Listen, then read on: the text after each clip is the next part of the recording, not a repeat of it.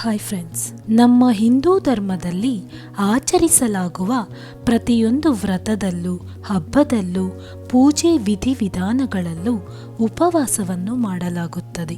ವ್ರತಗಳಲ್ಲಿ ಮಾಡುವ ಉಪವಾಸಕ್ಕೆ ವಿಶೇಷ ಮಹತ್ವವನ್ನು ನೀಡಲಾಗಿದೆ. ಏಕೆಂದರೆ ದೇವಾನುದೇವತೆಗಳ ಕಾಲದಿಂದಲೂ ಈ ಉಪವಾಸ ಹಾಗೂ ವ್ರತಗಳನ್ನು ನಡೆಸಿಕೊಂಡು ಬರಲಾಗುತ್ತಿದೆ.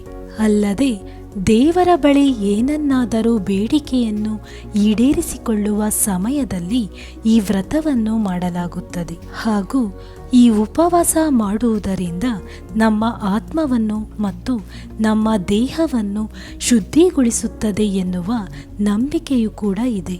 ಹಾಗಾದರೆ ಈ ಉಪವಾಸ ಮತ್ತು ವ್ರತಕ್ಕೂ ಇರುವ ವ್ಯತ್ಯಾಸವೇನು ಹಾಗೂ ಉಪವಾಸ ಮತ್ತು ವ್ರತದ ಪ್ರಯೋಜನ ಮತ್ತು ಅದರ ಮಹತ್ವದ ಬಗ್ಗೆ ಇವತ್ತಿನ ನಮ್ಮ ವಿಡಿಯೋದಲ್ಲಿ ತಿಳಿಯೋಣ. Let's start hour today's episode. ಮೊದಲನೇದಾಗಿ ಉಪವಾಸ ಮತ್ತು ವ್ರತದ ನಡುವಿನ ವ್ಯತ್ಯಾಸ. ಪ್ರಾಚೀನ ಕಾಲದಲ್ಲಿ ನಮ್ಮ ಋಷಿ ಮುನಿಗಳು ಜಪ ತಪಸ್ಸನ್ನು ಮಾಡುತ್ತಿದ್ದರು. ಈ ಸಮಯದಲ್ಲಿ ಅವರು ತಮ್ಮದೇ ಆದ ತಪಸ್ಸಿನ ವಿಧಿವಿಧಾನಗಳನ್ನು, ಸಂಯಮವನ್ನು ಹಾಗೂ ನಿಯಮಗಳನ್ನು ಪಾಲಿಸುತ್ತಿದ್ದರು. ಹೀಗೆ ಋಷಿಮುನಿಗಳು ಪಾಲಿಸುತ್ತಿದ್ದ ನಿಯಮಗಳಲ್ಲಿ ಈ ಉಪವಾಸ ವ್ರತವೂ ಒಂದೆಂದು ಪರಿಗಣಿಸಲಾಗುತ್ತದೆ. ಆದರೆ ವಾಸ್ತವವಾಗಿ ಈ ಎರಡೂ ಪದಗಳು ಒಂದೇ ರೀತಿಯ ಅರ್ಥವನ್ನು ನೀಡುತ್ತದೆ. ಎರಡನೆಯದಾಗಿ ಉಪವಾಸದ ಅರ್ಥ. ಈ ಉಪವಾಸ ಎನ್ನುವ ಪದದಲ್ಲಿ ಉಪ ಎಂದರೆ ಹತ್ತಿರ ಮತ್ತು ವಾಸ ಎಂದರೆ ಉಳಿದುಕೊಳ್ಳುವುದು ಅಥವಾ ನೆಲೆಸುವುದು ಎಂಬರ್ಥವನ್ನು ನೀಡುತ್ತದೆ. ಉಪವಾಸ ಎಂದರೆ ದೇವರ ಹತ್ತಿರ ಏಕಾಗ್ರತೆಯಿಂದ ಕುಳಿತುಕೊಳ್ಳುವುದು ಎಂಬುದಾಗಿದೆ. ಅಂದರೆ ಭಗವಂತನ ನಾಮಸ್ಮರಣೆ ಅಥವಾ ಸ್ತುತಿ. ಇದರರ್ಥ ನಾವು ದೇವರಿಗೆ ಹತ್ತಿರವಾಗುವುದಾಗಿದೆ. ನಾವು ಶುದ್ಧ ಮತ್ತು ಏಕಾಗ್ರ ಮನಸ್ಸಿನಿಂದ ದೇವರ ಬಳಿ ಇರಲು ಪ್ರಯತ್ನಿಸಿದರೆ ಅದನ್ನು ಉಪವಾಸ ಎಂದು ಕರೆಯಲಾಗುತ್ತದೆ. ಹಾಗೂ ಈ ಉಪವಾಸ ಮಾಡುವ ಸಮಯದಲ್ಲಿ ವ್ಯಕ್ತಿಯು ಯಾವುದೇ ಆಹಾರವನ್ನು ತೆಗೆದುಕೊಳ್ಳದೆ ನಿರಾಹಾರಿಗಳಾಗಿ ಇರಬೇಕಾಗುತ್ತದೆ. ಮತ್ತು ಈ ಸಮಯದಲ್ಲಿ ನಾವು ನಮ್ಮ ಹೆಚ್ಚಿನ ಸಮಯವನ್ನು ದೇವರ ಧ್ಯಾನದಲ್ಲಿ ಹಾಗೂ ನಾಮಸ್ಮರಣೆಯಲ್ಲಿ ಕಳೆಯಬೇಕಾಗುತ್ತದೆ. ಮೂರನೆಯದಾಗಿ ವ್ರತದ ಅರ್ಥವೇನು? ಈ ವ್ರತದ ಅರ್ಥವೆಂದರೆ ಯಾವುದೋ ಒಂದು ನಿರ್ಣಯವನ್ನು, ಅಂದರೆ ಒಂದು ಪ್ರತಿಜ್ಞೆಯನ್ನು ತೆಗೆದುಕೊಂಡು ಉಪವಾಸವನ್ನು ಆಚರಿಸುವುದು. ಅದನ್ನು ವ್ರತ ಎಂದು ಕರೆಯಲಾಗುತ್ತದೆ.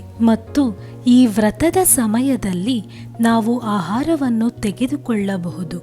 ಆದರೆ ಇಲ್ಲಿ ನಾವು ಕೇವಲ ಸಾತ್ವಿಕ ಆಹಾರವನ್ನು ತೆಗೆದುಕೊಳ್ಳುವ ಮೂಲಕ ವ್ರತವನ್ನು ಮಾಡಲಾಗುತ್ತದೆ. ಕೊನೆಯದಾಗಿ ಉಪವಾಸ ಮತ್ತು ವ್ರತದ ಮಹತ್ವ. ಈ ವ್ರತ ಅಥವಾ ಉಪವಾಸವು ಧಾರ್ಮಿಕ ಮಹತ್ವವನ್ನು ಮಾತ್ರವಲ್ಲದೆ ವೈಜ್ಞಾನಿಕ ಮಹತ್ವವನ್ನು ಕೂಡ ಒಳಗೊಂಡಿದೆ.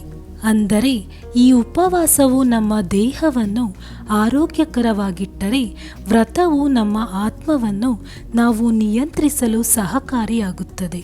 ಅಲ್ಲದೆ ವಾರಕ್ಕೊಮ್ಮೆ ಅಥವಾ 15 ದಿನಗಳಿಗೊಮ್ಮೆ ಆಹಾರ ತೆಗೆದುಕೊಳ್ಳದೆ ಉಪವಾಸ ಮಾಡುವುದರಿಂದ ಉತ್ತಮ ದೈಹಿಕ ಆರೋಗ್ಯವನ್ನು ಪಡೆದುಕೊಳ್ಳಬಹುದಾಗಿದೆ.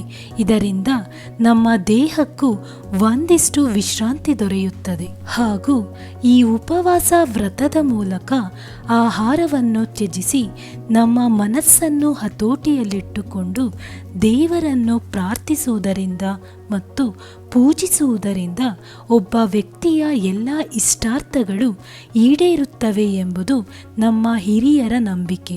ಹೀಗೆ ಈ ಉಪವಾಸವು ನಮ್ಮ ದೇಹವನ್ನು ನಿಯಂತ್ರಿಸಿದರೆ, ವ್ರತ ನಮ್ಮ ಆತ್ಮವನ್ನು ಅಥವಾ ಮನಸ್ಸನ್ನು ನಿಯಂತ್ರಿಸುತ್ತದೆ.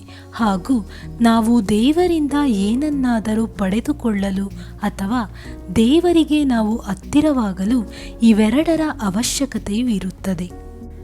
ಈ ವಿಡಿಯೋ ನಿಮಗಿಷ್ಟವಾಗಿದ್ದಲ್ಲಿ please like, share and subscribe to my channel. Thank you.